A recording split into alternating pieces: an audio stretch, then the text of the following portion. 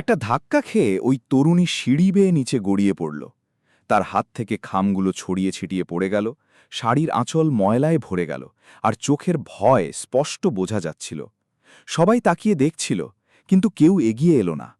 কারো ধারণাই ছিল না যে যাকে এইমাত্র মাটিতে ফেলা হলো সে এই জেলার সবচেয়ে শক্তিশালী প্রশাসনিক কর্মকর্তা। দর্শক বন্ধুগণ, যারা এই চ্যানেলে নতুন, লাইক সাবস্ক্রাইব করুন আর বেল আইকনে ক্লিক করতে ভুলবেন না। চলুন এবার মূল কাহিনীতে যাই। সকালবেলায় জেলা প্রশাসনের বড় অফিসের সামনে বিশাল ভিড়। সবাই নিজের কাজ নিয়ে লাইনে দাঁড়িয়ে, কেউ জমির খতিয়ানের জন্য, কেউ অভিযোগ নিয়ে, আর কিছু লোক এমন দাঁড়িয়ে আছে যেন ভেতরে ঢোকার জন্য মরিয়া। ওই ভিড়ের মধ্যে একটা মেয়েও দাঁড়িয়েছিল, সাধারণ শাড়ি, পায়ে পুরনো স্যান্ডেল, হাতে একটা পুরনো খাম। তার নাম মেঘনা। মুখে একরকম সরলতা, কিন্তু চোখে এক অদ্ভুত শান্তি। সে চুপচাপ দাঁড়িয়েছিল, কারো সাথে কথা বলছে না।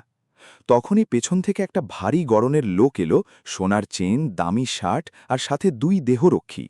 সে জোরে চেঁচিয়ে বলল, সর সবাই, সরে যাও। লোকজনরা ভয়ে পিছনে সরে গেল, কিন্তু মেঘনা সেখানেই দাঁড়াল। সে তাকে উপর থেকে নিচ পর্যন্ত দেখল আর তাচ্ছিল্য করে বলল, কি হলো, বুঝতে পারছ না? বড় লোক যাচ্ছে। মেঘনা ধীরে বলল, সবাই লাইনে আছে, আপনিও দাঁড়ান। এইটুকু শুনেই তার চোখ রাগে লাল হয়ে গেল। ওই, আমাকে লাইনে দাঁড় করাবি তুই? সে মেঘনার হাত চেপে জোরে টেনে ধাক্কা দিল। মেঘনা পড়ে যাচ্ছিল, সামলে দাঁড়ালো, কিন্তু কোনো উত্তর দিল না, আর আবার চুপচাপ লাইনে দাঁড়ালো। লোকজনরা ফিসফিস করতে লাগল যে মেয়েটা পাগল, তার কি জানা নেই সামনে কে আছে? কিন্তু মেঘনা সব শুনল আর তবু কিছু বলল না। কিছুক্ষণ পর গেট খুলল আর ভেতরে যাওয়ার জন্য ঠেলাঠেলি শুরু হলো। গার্ড চেঁচাচ্ছিল যে একে একে ঢোকো, কিন্তু সেই বড় লোকটা সোজা ভেতরে ঢুকতে লাগল। গার্ড তাকে স্যালিউট করে লাইনে না দাঁড়িয়ে ভেতরে পাঠিয়ে দিল। এটা দেখে মেঘনার চোখে প্রথমবার রাগ দেখা গেল। সে এগিয়ে গিয়ে বলল, এটা ঠিক না, সবার সমান সুযোগ পাওয়া উচিত। গার্ড রাগী চোখে তাকালো আর বলল, তুই আমাকে শেখাবে? চলে যায় এখান থেকে। আর এবার সে মেঘনাকে জোরে ঠেলে দিল। মেঘনা সোজা মাটিতে পড়ে গেল। তার খাম খুলে গেল আর কাগজগুলো হাওয়ায় উঠতে লাগল। ভিড়ে কেউ হাসল, কেউ চোখ ফিরিয়ে নিল, কিন্তু কেউ সাহায্য করল না। মেঘনা ধীরে উঠিল। তার হাত কাঁপছিল, কিন্তু সে তার কাগজগুলো তুলে কিছু না বলে দাঁড়াল। গার্ড তাচ্ছিল্য করে বলল যে আজকাল এমন লোকেরাই আসে, ছেঁড়া কাপড়ে আর অধিকারের কথা বলে। আর বড় লোকটা হেসে বলল যে এদের কাজই এসব, দয়া ভিক্ষা করা। মেঘনা একটু তাকালো। এখন তার চোখে ভয় নেই, অন্য কিছু ছিল। কিন্তু সে তবুও কিছু বলল না। সে ভেতরে গেল আর এক কোণায় বসল। সামনে অভিযোগ শুনানি বিভাগের বোর্ড ঝুলছিল। লোকেরা নিজেদের পালার অপেক্ষা করছিল, কিন্তু মেঘনা চুপচাপ বসে প্রতিটি বিষয় মনোযোগ দিয়ে দেখছিল। কে কার সাথে কথা বলছে, কে টাকা নিচ্ছে, কাকে তাড়াতাড়ি পাশ করাচ্ছে। যেন সেখানে প্রথমবার আসেনি। তখনই এক বুড়ি মহিলা ভেতরে এলো আর সাহায্যের আকুতি জানাতে লাগল, কিন্তু কর্মী তাকে ফর্ম ভরার কথা বলে তাড়িয়ে দিল। যখন সে বলল তার কাছে টাকা নেই, তখন সাফ ফিরিয়ে দেওয়া হলো। মেঘনা এসব দেখছিল। তার হাত ধীরে ধীরে মুঠো হয়ে যাচ্ছিল, কিন্তু সে এখনও চুপ। তখনই সেই বড় লোকটা ভেতরে এলো আর সোজা কক্ষের চলে গেল। কেউ তাকে আটকাল না। মেঘনা উঠে সেই কক্ষের দিকে এগোতে লাগল। গার্ড আবার তাকে আটকাল আর হেসে বলল যে তার পালা হয়নি। এবার মেঘনাদার চোখে চোখ রেখে বলল, আমাকে ভেতরে যেতে হবে। গার্ড মজা করে জিজ্ঞেস করল, আর যদি না যেতে দিই? মেঘনা শান্ত গলায় বলল, তাহলে তোমাকে ক্ষতিপূরণ দিতে হবে। গার্ড আরও জোরে হাসতে লাগল, আর পুরো অফিস হাসিতে ভরে গেল। কিন্তু সেই মুহূর্তেই মেঘনা তার খাম খুলল আর সেখান থেকে একটা ছোট কার্ড বের করে গার্ডের সামনে রাখল। গার্ডের চোখ যেমনই সেই কার্ডে পড়ল, তার হাসি থেমে গেল। তার মুখ ফ্যাকাশে হল, হাত কাঁপতে লাগল, আর সে ধীরে উপরে তাকাল। এখন তার চোখে ভয় স্পষ্ট। সেই মুহূর্তেই পরিবেশ বদলে গেল, কারণ যে মেয়েটিকে এতক্ষণ সবাই সাধারণ ভেবেছিল তার আসল পরিচয় প্রকাশ হতে চলেছে। আর তারপর যা হবে তা পুরো জেলাকে নাড়িয়ে দেবে। কিন্তু যেমনই সেই কার্ডের তথ্য সামনে এলো, একটা নাম বেরিয়ে এলো যে পুরো শহরকে ঘুম ভাঙিয়ে দিল। আর সেই মুহূর্তে অনেকের ভাগ্য চিরতরে বদলে যাবে। গার্ডের হাত কাঁপছিল। সে সেই ছোট কার্ডটা আবার দেখল, তারপর মেঘনার দিকে তাকিয়ে তার গলা কেঁপে গেল। ম্যাম, এটা সত্যি? মেঘনা কোনো ভাব না দেখিয়ে বলল, তোমার কি মনে হয়? গার্ডের কপালে ঘাম এলো। সে তৎক্ষণাৎ সোজা দাঁড় হল, যেন হঠাৎ ভয় পেয়েছে। মাফ করবেন ম্যাম, আমাকে জানতে ছিল না। কিন্তু মেঘনা কোনো জবাব দিল না। সে শুধু তার কার্ডটা ফেরত নিল আর সোজা কক্ষের দিকে এগোল। এখন যারা কিছুক্ষণ আগে তার ওপর হাসছিল, তারাই অবাক হয়ে একে অপরকে দেখাচ্ছিল। পুরো অফিসে ফিসফিস ছড়িয়ে পড়ল। কে এই মেয়ে? গার্ড এত কেন ভয় পেল? কক্ষের ভেতরে সেই বড়লোকটা আরাম করে বসেছিল, আর সামনে বসা কর্মকর্তা তার খুশি করছিল। স্যার, চিন্তা করবেন না, আপনার কাজ আজই হবে। বড়লোকটা হেসে বলল, হওয়াই তো উচিত, আমার পৌঁছ অনেক উপর পর্যন্ত। তখনই দরজা নক করা ছাড়া খুলল, আর দুজনেরই চোখ দরজায় গেল। মেঘনা ভেতরে দাঁড়িয়েছিল। আরে, তুই কে? বড়লোকটা রাগে চেঁচাল। দেখছ না বৈঠক চলছে? কর্মকর্তাও রেগে গেল। মানে নেই, বাইরে যা। কিন্তু মেঘনা না ঘাবড়ে ভেতরে ঢুকল। দরজা বন্ধ করে শান্ত গলায় বলল, বৈঠক এখন শেষ। বড়লোকটা হেসে ফেলল। আর তুই বলবে? মেঘনা তার চোখের দিকে তাকিয়ে শুধু একটা শব্দ বলল। তার গলা এতটাই ঠান্ডা ছিল যে কয়েক মুহূর্ত ঘরটা শান্ত হয়ে গেল। কর্মকর্তার রাগে দাঁড় হল। দেখো মেয়ে, বেশি নাটক করো না, না হলে এক্ষুনি বাইরে ফেলে দেব। মেঘনা তার কথার মাঝে বলল, তারপর রাগে বলল। কর্মকর্তা একটু থামল, তারপর রাগে বলল। মেঘনা তার খামটা টেবিলে রাখে আর শান্ত গলায় বলল, আগে এটা পড়ো, তারপর যা ঠিক মনে হয় করো। কর্মকর্তা হেসে খামটা খুলল, কিন্তু যেমনই প্রথম পাতাটা পড়ল তার মুখ বদলে গেল। এটা কি? তার গলা কেঁপে গেল। বড়লোকটা খামটা ছিনিয়ে নিল আর নিজে পড়তে লাগল। প্রথমে তার মুখে অহংকার ছিল, তারপর উদ্বেগ, আর পরের মুহূর্তেই তার রং উড়ে গেল। এসব ভুয়ো? সে চেঁচাল। মেঘনা শান্ত গলায় বলল, ভুয়ো না, প্রমাণ। ঘরে নীরবতা। খামে গত 5 বছরের সব অপকর্ম লেখা ছিল। প্রতিটি ঘুষ, প্রতিটি অন্যায়, প্রতিটি মামলা। শুধু বড়লোকটা না, সেই কর্মকর্তারও নাম ছিল যে টাকা নিয়ে সব চাপা দিয়েছিল। কর্মকর্তার হাত কাঁপতে লাগল। তুমি তুমি কে? কিন্তু মেঘনা জবাব দিল না। বড়লোকটা নিজেকে সামলে বলল, তুই জান না কার সাথে পড়লি। একটা ফোনে সব শেষ করে দেব। মেঘনা হালকা হেসে বলল, চেষ্টা করে দেখো। সে তৎক্ষণাৎ ফোন বের করে কাউকে কল করল। স্যার, এখানে একটা মেয়ে এসেছে। কিন্তু কথা শেষ হবার আগেই মেঘনা ফোনটা তার হাত থেকে কেড়ে কল কেটে দিল। তুই পাগল হয়ে গেছিস কি? সে চেঁচাল। এবার মেঘনা কড়া গলায় বলল, বসো। তার গলায় আদেশ ছিল, আর পুরো ঘরটা আবার শান্ত হল। মেঘনা তার ব্যাগ খুলে ওয়াকিটকি বের করল। বাটন চেপে বলল, টিম, ভেতরে আয়। পরের মুহূর্তেই দরজা জোরে খুলল, আর 6 জন পুলিশ ভেতরে এলো। সবাই একসাথে স্যালিউট করল। জয় বাংলা ম্যাম। বড়লোকটার চোখ ছানির মতো ফেটে গেল। কর্মকর্তার পা কাঁপতে লাগল, আর পুরো ঘরটা যেন জমে গেল। মেঘনা তাদের দিকে তাকিয়ে প্রথমবার স্পষ্ট গলায় বলল, আমি এই জেলার নতুন ডিস্ট্রিক্ট ম্যাজিস্ট্রেট, মেঘনা দাস। এটা শুনতেই যেন সবার পায়ের নিচ থেকে মাটি সরে গেল। বড়লোকটার হাত থেকে কুর্সি খসে পড়ল। কর্মকর্তা প্রায় পড়ে গেল। বাইরে দাঁড়ানো লোকজনরাও অবাক। যে মেয়েটিকে এইমাত্র ঠেলে ফেলা হয়েছিল, সে ডিস্ট্রিক্ট ম্যাজিস্ট্রেট বেরিয়েছে। মেঘনা বিনার আগে বলল, এখন কথা হবে আইন অনুযায়ী। তার গলায় কোনো জোর ছিল না, কিন্তু প্রতিটি শব্দ ভারী ছিল। বড়লোকটা শেষ চেষ্টা করল, ম্যাম, ভুল বোঝাবুঝি হয়েছে। কিন্তু মেঘনা সোজা আদেশ দিল, হ্যান্ডকাফ পরাও। পুলিশ তৎক্ষণাৎ এগিয়ে তাকে ধরে ফেলল। সে চেঁচাতে লাগল, তোরা জানিস না আমি কে? মেঘনা তার চোখের দিকে তাকিয়ে বলল, এখন তুমি শুধু একজন অভিযুক্ত। কর্মকর্তাও বাঁচার চেষ্টা করল, কিন্তু মেঘনা তাকেও কড়া সুরে চুপ করাল। দুজনকে ধরে বাইরে নিয়ে যাওয়া হলো, আর পুরো অফিস নীরব দাঁড়িয়ে রইল। যারা আগে হাসছিল এখন মাথা নিচু করে দাঁড়িয়েছিল। গার্ড তো ভয়ে কাঁপছিল। মেঘনা বাইরে এলো। তার নজর সেই গার্ডের উপর পড়ল, আর সে তৎক্ষণাৎ তার পায়ের কাছে পড়ে গেল। আমাকে মাফ করবেন ম্যাম। মেঘনা কিছুক্ষণ তাকে দেখল আর বলল, ভুলটা এটা ছিল না যে তুমি আমাকে চিনতে পারোনি। ভুলটা ছিল যে তুমি মানসিকতাকে চিনতে পারোনি। গার্ড কাঁদতে লাগল, আর পরিবেশ ভারী হল। কিন্তু এটা তো শুধু শুরু ছিল, কারণ মেঘনা এখানে শুধু একজনকে ধরতে আসেনি। তার কাছে একটি পুরো তালিকা ছিল এমন নামের, যা এই জেলার ভিত্তি নাড়িয়ে দিতে পারে। আর এখন এক এক করে সবার পালা আসবে। কিন্তু যেমনই মেঘনা সেই তালিকায় পরের নামটি দেখল, তার মুখের রং বদলে গেল।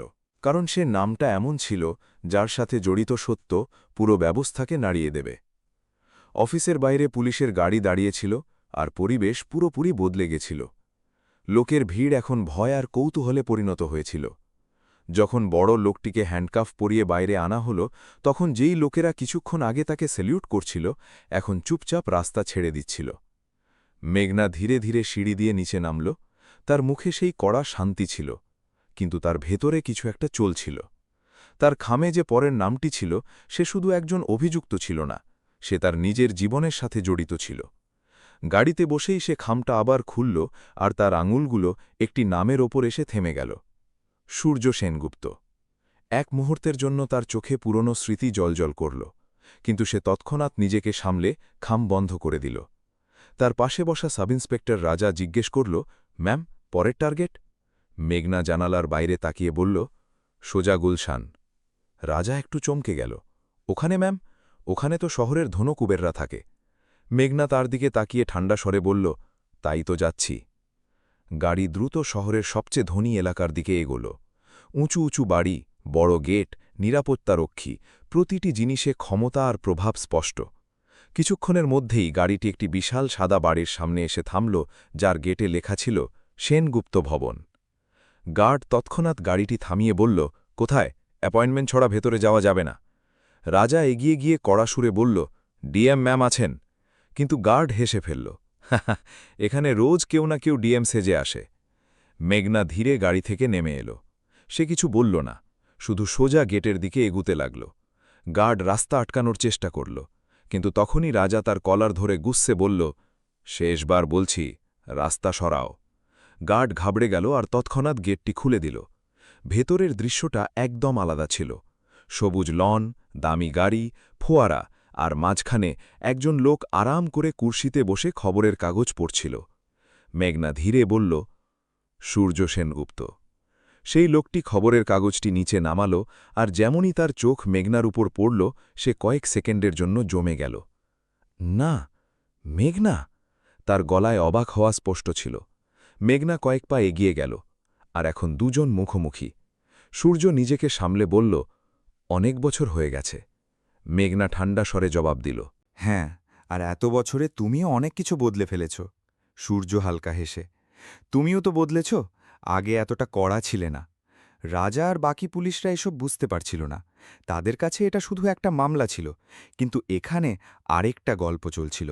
রাজা ধীরে বলল, ম্যাম, আমরা কি? কিন্তু মেঘনা আগে থামিয়ে দিল। তার চোখ এখন শুধু সূর্যের ওপর ছিল। তোমাকে তো জানা আছে আমি এখানে কেন এসেছি। সূর্য একটা গভীর শ্বাস নিল আর বলল, সম্ভবত সেই খামের কারণে। মেঘনা বলল, তাহলে সহজ করো, সব সত্য নিজে থেকে বলো। সূর্য কিছু পল চুপ রইল, তারপর হেসে ফেলল। সত্যের এই ব্যবস্থায় কোনো দাম নেই মেঘনা। মেঘনা তৎক্ষণাৎ জবাব দিল, আমার সামনে আছে। সূর্য ধীরে ধীরে তার কাছে এসে বলল, তোমার মনে হয় তুমি একা সব বদলে দেবে? মেঘনার চোখে এখন রাগ স্পষ্ট। চেষ্টা তো করতে পারি। সূর্য চ্যালেঞ্জ ছুড়ে বলল, আর যদি আমি না মানি তো? মেঘনা ইশারা করল, আর দুই পুলিশ এগিয়ে এলো। সে শান্ত গলায় বলল, একে গ্রেফতার করো। রাজা আর বাকি টিম এগিয়ে যাওয়ার ঠিক তখনই হঠাৎ সূর্য জোরে হেসে ফেলল। এত তাড়াতাড়ি কেন? সে তালি বাজালো, আর পরের মুহূর্তেই 4 জন লোক ভেতর থেকে বেরিয়ে এলো, যাদের হাতে অস্ত্র ছিল। রাজা তৎক্ষণাৎ সতর্ক হল, ম্যাম, পেছনে হটুন। পরিবেশ হঠাৎ বিপজ্জনক হল। সূর্য হাসতে হাসতে বলল, আমি তো বলেছিলাম এই ব্যবস্থা এত সহজ নয়। কিন্তু মেঘনা একদমই ভয় পেল না। সে সেখানেই দাঁড়িয়ে রইল, যেন তাকে আগে থেকেই সব জানা। সে শান্ত গলায় বলল, তুমি সেটাই করছো যা তুমি সবসময় করে এসেছ, ভয় দেখিয়ে সত্যকে চাপা দেওয়া। সূর্যের মুখ একটু শক্ত হল, আর তুমি সেটাই করছো যা তুমি সবসময় করতে, জেদ। কিছুক্ষণ দুজনে চুপ রইল, যেন তাদের মাঝে পুরনো স্মৃতি দাঁড়িয়ে আছে। হঠাৎ মেঘনা ধীরে বলল, মনে আছে তুমি কি প্রতিশ্রুতি দিয়েছিলে? সূর্যের চোখ এক মুহূর্তের জন্য নিচু হল, কিন্তু তারপর সে নিজেকে সামলে নিল। সে সময় আলাদা ছিল। মেঘনা বলল, না, তুমি আলাদা হয়ে গেছ। বাতাসে উত্তেজনা স্পষ্ট। রাজা আর অপেক্ষা করতে পারছিল না। ম্যাম, অর্ডার দিন। কিন্তু মেঘনা তাকে থামালো, আর সূর্যের চোখের দিকে তাকিয়ে বলল, শেষ সুযোগ দিচ্ছি। আত্মসমর্পণ করো। সূর্য কিছুক্ষণ চুপ রইল, তারপর ধীরে করে হেসে বলল, আর যদি না করি? এবার মেঘনা পলক না ফেলে বলল, তাহলে যা হবে তার দায়ভার তোমার। সেই মুহূর্তে পুরো পরিবেশ জমে গেল, কারণ এখন যা হতে চলেছিল তা শুধু একটি গ্রেফতারি ছিল না, বরং এমন একটি গল্পের সমাপ্তি ছিল যেখানে সম্পর্কও ছিল আর বিশ্বাসঘাতকতাও।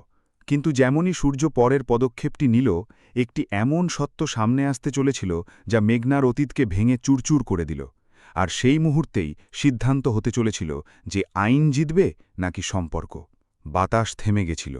সূর্যের লোকেরা অস্ত্র হাতে দাঁড়িয়েছিল। রাজা আর বাকি পুলিশরা পুরোপুরি সতর্ক ছিল, আর মাঝখানে মুখোমুখি দাঁড়িয়েছিল মেঘনা আর সূর্য। দুটি মুখ, কিন্তু তাদের মাঝে একটি দীর্ঘ ইতিহাস ছিল। মেঘনার গলা ধীর ছিল, কিন্তু প্রতিটি শব্দ বুকে বিঁধে যাচ্ছিল। তো এই পথই বেছে নিয়েছ তুমি? সূর্য হালকা মাথা নাড়ল, তারপর তার চোখের দিকে তাকিয়ে বলল, পথ নয়, বাধ্যবাধকতা ছিল। মেঘনার চোখের রাগ চমকাল। বাধ্যবাধকতা নাকি লোভ? কিছুক্ষণের জন্য সূর্য চুপ হল, তারপর বলল, তুমি বুঝবে না, এই ব্যবস্থাকে ভেতর থেকে দেখেছি আমি। মেঘনা তৎক্ষণাৎ জবাব দিল, আমিও দেখছি, কিন্তু আমি বিক্রি হচ্ছি না। এই শব্দটি সরাসরি সূর্যকে আঘাত করল। তার মুখ শক্ত হল। সবাই তোমার মতো শক্তিশালী নয় মেঘনা। মেঘনা না দ্বিধা করে বলল, না, সবাই এতটাও দুর্বল নয়। রাজা এখন আর নিজেকে আটকে রাখতে পারছিল না। ম্যাম, এরা বিপজ্জনক, আমাদের অ্যাকশন নিতে হবে। কিন্তু মেঘনা হাত তুলে তাকে থামিয়ে দিল। তার নজর এখনও শুধু সূর্যের ওপর ছিল। তোমাকে জানা আছে, যখন আমি এখানে এসেছিলাম, আমাকে সবচেয়ে বেশি ভয় কিস ব্যাপারটার ছিল? সূর্য চুপ রইল। মেঘনার গলা একটু ভারী হল। আমার ভয় ছিল যে হয়তো সেই নামটি এই তালিকায় না থাকে যাকে আমি কখনো নিজের মানতাম। সূর্যের চোখে এক মুহূর্তের জন্য অনুশোচনা এলো, কিন্তু সে তৎক্ষণাৎ নিজেকে সামলে নিল। এখন সেটা আর কোনো মানে রাখে না। মেঘনা শান্ত কিন্তু শক্তিশালী গলায় বলল, আমার কাছে রাখে। কয়েক সেকেন্ড ধরে দুজনের মাঝে নীরবতা। হঠাৎ সূর্য হাত তুলল, আর তার লোকেরা তৎক্ষণাৎ সতর্ক হল। রাজা চেঁচিয়ে উঠল, অস্ত্র নামাও! কিন্তু মেঘনা হাত দিয়ে ইশারা করে সবাইকে থামিয়ে দিল। পরিবেশ আরও ভারী হল। সূর্য ধীরে ধীরে এগিয়ে গেল, আর এখন সে একদম মেঘনার সামনে। সে ধীর গলায় জিজ্ঞেস করল, তুমি সত্যিই আমাকে গ্রেফতার করবে? মেঘনা তার চোখের দিকে তাকিয়ে কোনো দ্বিধা ছাড়াই বলল, হ্যাঁ। এটাই সেই মুহূর্ত ছিল যা সব কিছু ঠিক করে দিল। সূর্য একটা গভীর শ্বাস নিল, আর তার দুটো হাত সামনে বাড়িয়ে দিল। তার লোকেরা হতবাক হয়ে গেল। স্যার, এটা কি? কিন্তু সূর্য কড়া গলায় বলল, নামাও সব। এক এক করে সবাই তাদের অস্ত্র নামিয়ে রাখল। রাজার বিশ্বাসই হচ্ছিল না যে এতটা সহজে এসব হচ্ছে। মেঘনা কিছু না বলে এগিয়ে গিয়ে হ্যান্ডকাফটি তুলল আর নিজে সূর্যের হাতে পরিয়ে দিল। সেই মুহূর্তে দুজনের চোখ মিলল। কোনো শব্দ ছিল না, কিন্তু অনেক কিছু বলা হয়ে গেল। সূর্য ধীরে বলল, সম্ভবত এটাই ঠিক। মেঘনা কোনো জবাব দিল না, শুধু ঘুরে বাইরে চলে গেল। পুলিশ টিম সূর্যকে নিয়ে পেছন পেছন হাঁটতে লাগল। বাইরে দাঁড়ানো লোকের কাছে এটা শুধু একটি গ্রেফতারি ছিল, কিন্তু কাউকে জানা ছিল না যে এই গল্পের পেছনে কতটা গভীর সত্য লুকিয়ে আছে। গাড়িতে বসার সময় রাজা ধীরে জিজ্ঞেস করল, ম্যাম, আপনি তাকে চিনতেন? মেঘনা কয়েক সেকেন্ড চুপ রইল, তারপর বলল, আগে হ্যাঁ। রাজা আবার জিজ্ঞেস করল, আর এখন? মেঘনা সামনে তাকিয়ে বলল, এখন সে শুধু একটা মামলা। কিন্তু তার চোখে যে সামান্য স্যাঁতসেঁতে ভাব ছিল তা আরেকটি গল্প বলছিল। গাড়ি এগিয়ে গেল, আর পেছনে পুরো শহর এই খবরে গুঞ্জরিত হতে চলেছিল। টিভি চ্যানেলে ব্রেকিং নিউজ চলতে লাগল। নতুন ডিএম মেঘনা দাসের বড় অভিযান, শহরের বড় ব্যবসায়ী সূর্য সেনগুপ্ত গ্রেফতার, দুর্নীতির বিরুদ্ধে কঠোর পদক্ষেপ। সর্বত্র শুধু একটিই নাম ছিল, মেঘনা দাস। কিন্তু গল্পটা এখানেই শেষ হয়নি। থানায় পৌঁছামাত্রই সূর্যকে লকআপে রাখা হল। রাজা ফাইল দেখতে দেখতে বলল, ম্যাম, এর বিরুদ্ধে তো খুব শক্তিশালী প্রমাণ আছে, এটা সহজে বাঁচবে না। মেঘনা মাথা নাড়ল, কিন্তু তার চোখ কোথাও অন্যদিকে ছিল। রাজা জিজ্ঞেস করল, কি হয়েছে ম্যাম? মেঘনা ধীরে বলল, কিছু একটা গণ্ডগোল হচ্ছে। রাজা বুঝতে পেরে জিজ্ঞেস করল, মানে এর পেছনে আরও লোক আছে? মেঘনা মাথা নাড়ল আর বলল, খুব বড় বড় লোক। তখনই একজন কনস্টেবল দৌড়ে এলো, ম্যাম, এইমাত্র উপর থেকে ফোন এসেছে। মেঘনা জিজ্ঞেস করল, কার? কনস্টেবল টের পেয়ে জবাব দিল, সরাসরি মন্ত্রীর অফিস থেকে। সবাই একে অপরের দিকে তাকাল। মেঘনার চোখ সরু হল। কি বলেছেন তারা? কনস্টেবল ভয় পেয়ে জবাব দিল, তারা বলেছেন সূর্য সেনগুপ্তকে তৎক্ষণাৎ ছেড়ে দেওয়া হোক, এবং না ছাড়া হলে আপনার বদলি করে দেওয়া হবে। এটা শুনতেই ঘরে নীরবতা।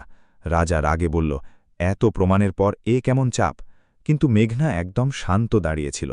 সে ধীরে জিজ্ঞেস করল, আর কিছু বলেছেন? কনস্টেবল মাথা নিচু করে নিল। এখন এটা স্পষ্ট হয়ে গেছিল যে বিষয়টা অনেক উপর পর্যন্ত জড়িত। কয়েক সেকেন্ডের নীরবতার পর মেঘনা দৃঢ় গলায় বলল, কেউ কোথাও যাবে না। রাজা স্বস্তির শ্বাস ফেলল। মানে আমরা তাকে ছাড়ব না? মেঘনা তার চোখের দিকে তাকিয়ে কড়া গলায় বলল, আইন ফোন কলে চলে না। কিন্তু সেই মুহূর্তে এটাও স্পষ্ট ছিল যে এখন যে সিদ্ধান্ত নেওয়া হবে তা হয় পুরো ব্যবস্থাকে নাড়িয়ে দেবে অথবা মেঘনার জীবন চিরতরে বদলে দেবে। এই গল্পের পরবর্তী অংশ যদি আপনারা জানতে চান তবে ভিডিওটিতে অবশ্যই লাইক দিন এবং কমেন্ট বক্সে পার্ট 2 লিখে জানান। বিষয়টি যদি আপনার হৃদয় ছুঁয়ে যায় তাহলে ভিডিওটি এখনই লাইক করুন, আমাদের চ্যানেল সাবস্ক্রাইব করুন এবং আপনার বন্ধু-বান্ধব ও পরিবারের সাথে অবশ্যই শেয়ার করুন। আর হ্যাঁ, আপনি এই ভিডিওটি পশ্চিমবঙ্গের বা পৃথিবীর কোন প্রান্ত থেকে দেখছেন তা কমেন্ট করে অবশ্যই জানাবেন।